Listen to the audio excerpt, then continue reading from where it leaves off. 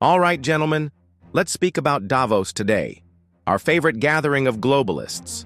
During the event, Trump went wild, hammering everyone in attendance, laughing at Canada again, and threatening tariffs, scolding Bank of America, and generally telling Wall Street a new story. This should come as no surprise given that on this season of The Apprentice, Trump's biggest allies are the oil business and huge tech titans. He just replaced Jamie Dimon with Zuckerberg and Elon Musk. But I'd want to discuss Trump's most frightening demand. He wants to dominate global oil markets through threats and demand. Donald Trump is now directing Saudi Arabia and OPEC to reduce the global price of oil. Furthermore, Trump wants central banks throughout the world to instantly decrease interest rates. Seriously, I'm not kidding. He actually said this. This is the epitome of a global hegemon using its power. We now know that during the Biden administration it was done behind the scenes, but at least Trump is open about it. What you see is what you get. Trump wants Saudi Arabia to contribute $1 trillion in the United States, essentially to fund his AI plan for world dominance, which we'll discuss another time. However, we must discuss the U.S. urging the Middle East to cut the price of oil. The goal is to stop the conflict in Ukraine. Trump simply wants to crash petroleum prices in order to reduce Russian profits. Thus, depriving Putin's wall chairs of cash is the same old game.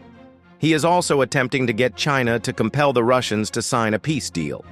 Obviously, this would be on America's terms, but we all know that this would not work. China will not forsake Russia since they will be the next target of all economic penalties. And why give up cheap Russian crude as well? Consider Russia's economic status.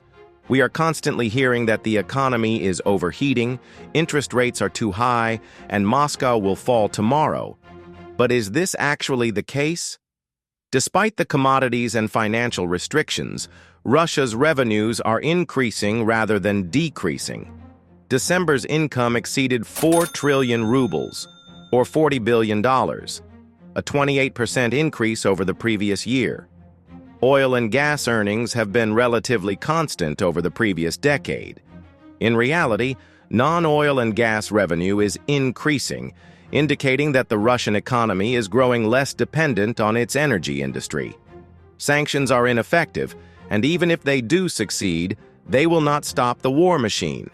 So, is Trump's motivation truly about Russia? What is the true purpose for urging OPEC to lower oil prices? Perhaps it has more to do with the U.S. economy. Trump wants to start a hazardous tariff war with the rest of the globe, punishing not only China, but also the G7, Europe, and Asia. Basically, every country in the world is on the menu. Inflation in the United States is beginning to recover. The CPI increased from 2.7% to 2.9% in December, and the cost of living situation is worsening. Why do you believe Trump wants lower energy prices? Trump also wants global central banks to decrease interest rates. It's easy to see why. If they all do, there would be less competition for money. The Federal Reserve can then decrease its own rates to relieve pressure on the U.S. economy. The most serious issue, however, is how nations may respond against the U.S. trade war. Not everyone will take this lying down. It will result in mutual financial ruin. If Canada dares to say that, other countries, particularly China, would undoubtedly respond.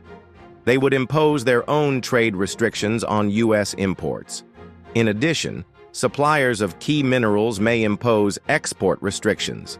As a result, U.S. companies would be forced to defend themselves. As input costs rise, so do manufacturing expenses. As a result, U.S. customers are paying more for American goods. To sell worldwide, U.S. exporters will also need to cut their pricing. And these are the implications for the U.S. economy. As a result of the trade war, U.S. GDP may shrink by 1.3% this year.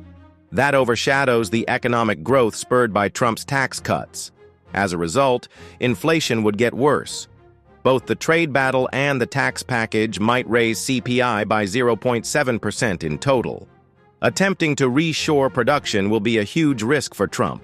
His economic agenda will come under pressure. He will be functioning in a world where all countries are afraid of the United States. Many countries, particularly the BRICS, are de-dollarizing and already trade outside of the USD. But let's take a closer look at Saudi Arabia. Does Mohammed bin Salman have any motive to comply with Trump's demands? Will he push Saudi Aramco or OPEC to sell oil at a discount? Between Trump and Saudi Arabia, the monarchy has an edge, particularly in terms of pricing power. Despite growing inflation, Saudi Arabia still boasts the world's lowest oil production cost, at $10 per barrel. The price of oil is currently about $80, therefore the profit margin is enormous.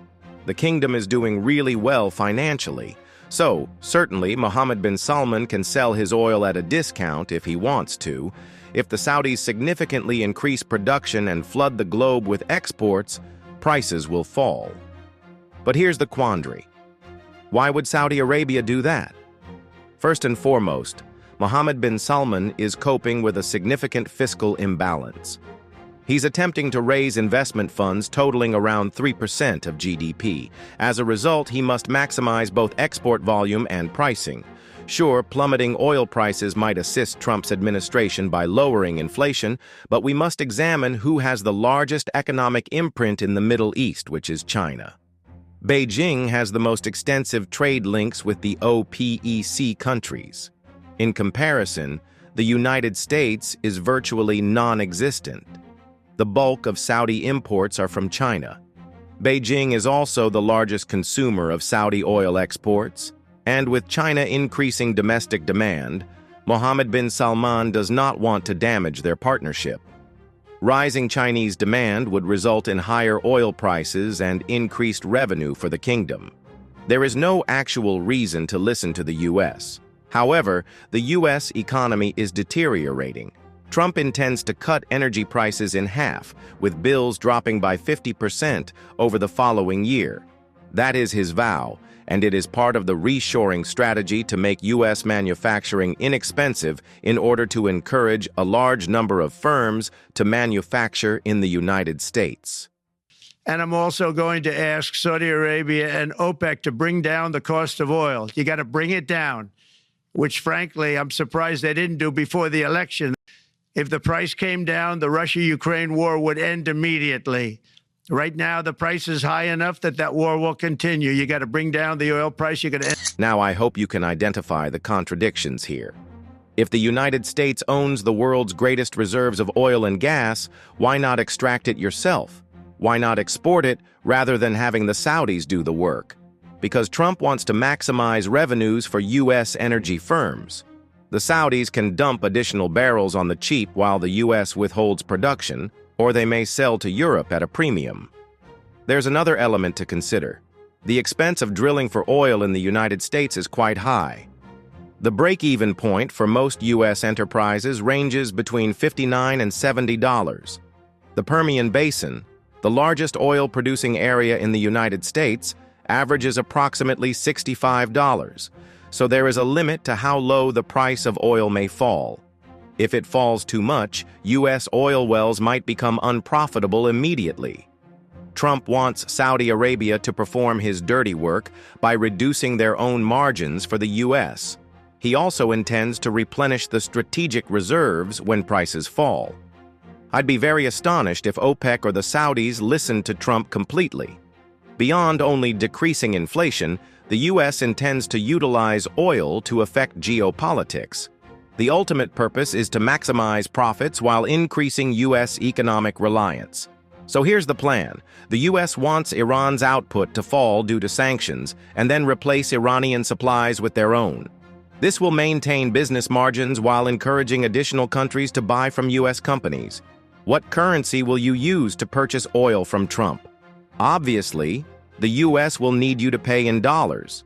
As a result, this measure indirectly defends the petrodollar system. There are several levels to Trump's program, yet it is easy to summarize everything. Washington seeks to profit at the cost of others without undertaking the unpleasant labor themselves. Whoever controls energy production controls world politics. Even as we shift toward renewable energy, the need for oil and gas will only increase. We will increase from 100 million barrels per day in 2025 to over 120 million by 2045. Demand will continue to rise in all categories, including diesel, gasoline, and jet fuel. China will continue to be the world's largest consumer. Hence, the Chinese economy controls worldwide demand. Trump wants to manage supply in order to acquire more power over China and the rest of the globe. As previously stated, it is also intended to defend the dollar as the reserve currency. Trump's energy strategy is essentially bipolar. Consider this. He wants the best of both worlds. He needs oil prices to be far over $60 so that U.S. producers can go out and drill, baby drill. At the same time, he aims to reduce energy prices by half. However, he does not believe in renewable energy. He opposes solar and wind energy, which is strange given that their cost of generation is rapidly declining, while the cost of oil extraction will only rise.